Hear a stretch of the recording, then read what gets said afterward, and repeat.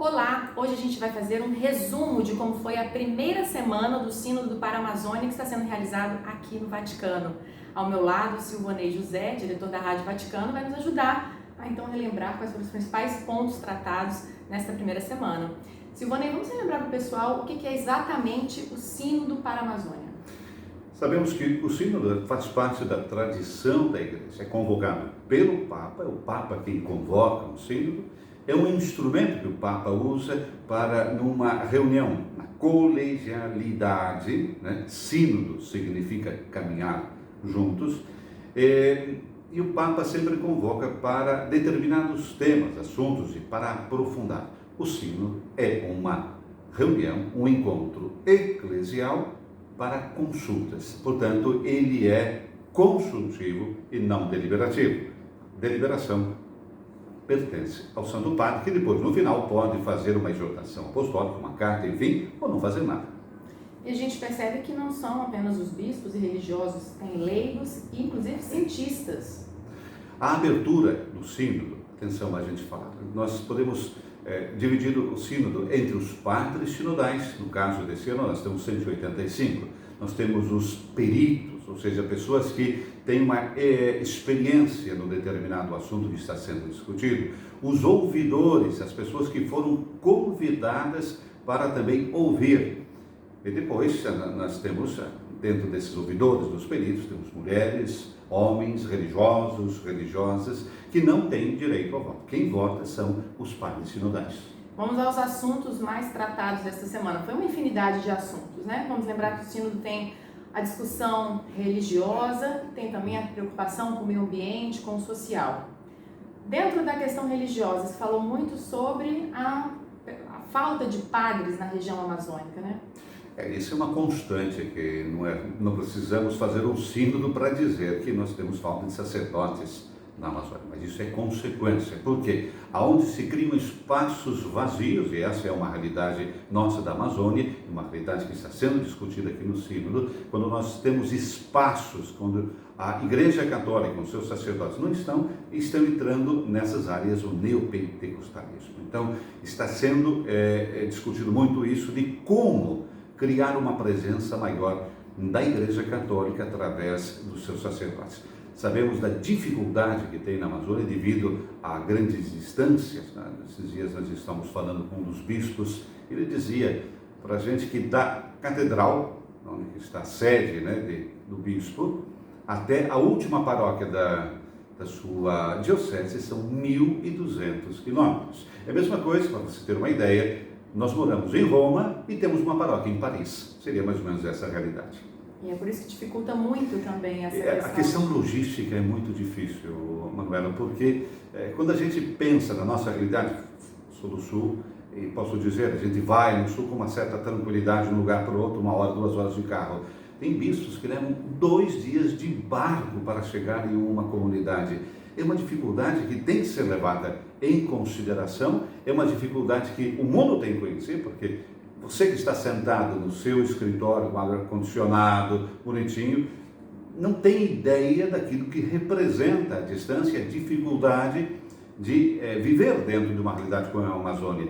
Ouvi também de um outro padre, de um outro bispo, que dizia é necessário que a experiência missionária, que os nossos padres tenham uma experiência também do pé no chão, ou seja, do pé no barro, que para ir à comunidade tem que sair da sua realidade. É a igreja em saída que pede o Papa Francisco. Participação das mulheres na igreja. O Papa também está preocupado com essa questão, né?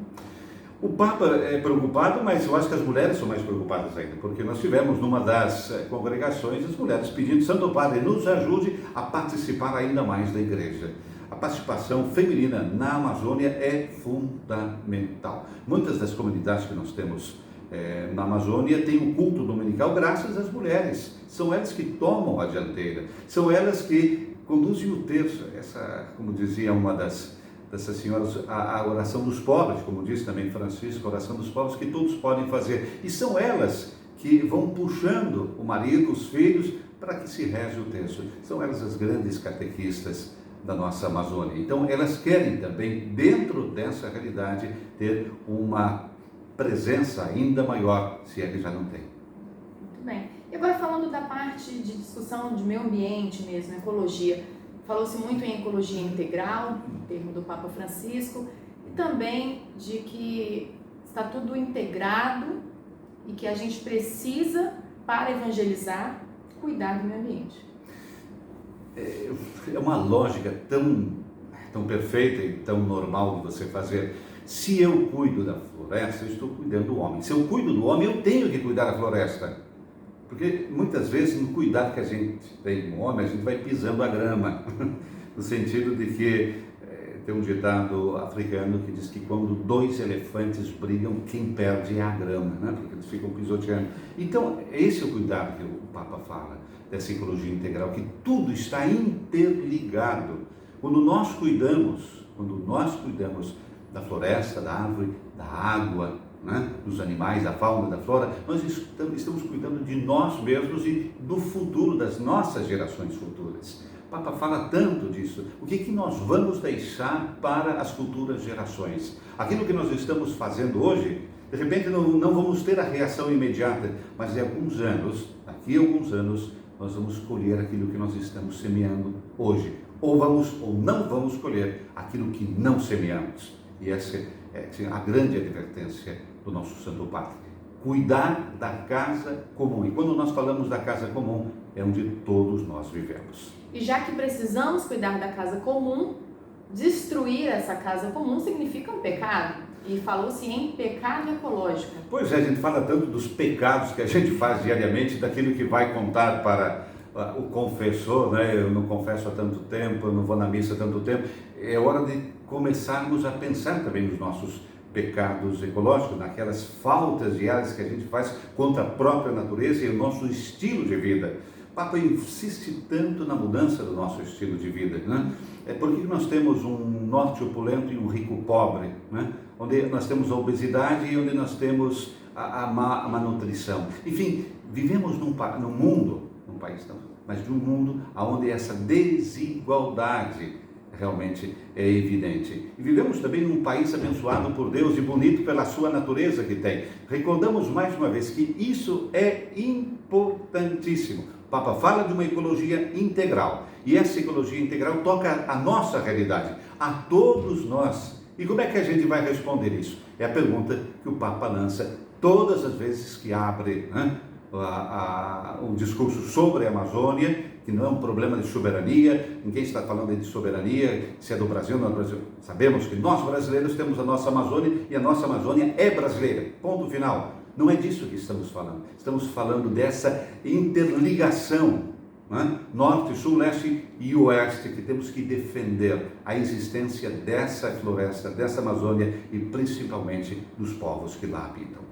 Silvanei, muito obrigada pela sua participação e por todos os esclarecimentos. Obrigado a vocês. Bom trabalho, Manuela. E a gente continue aí com a cobertura do Sínodo para a Amazônia. Acompanhe todas as nossas produções aqui do Vaticano pelos canais da CNBB.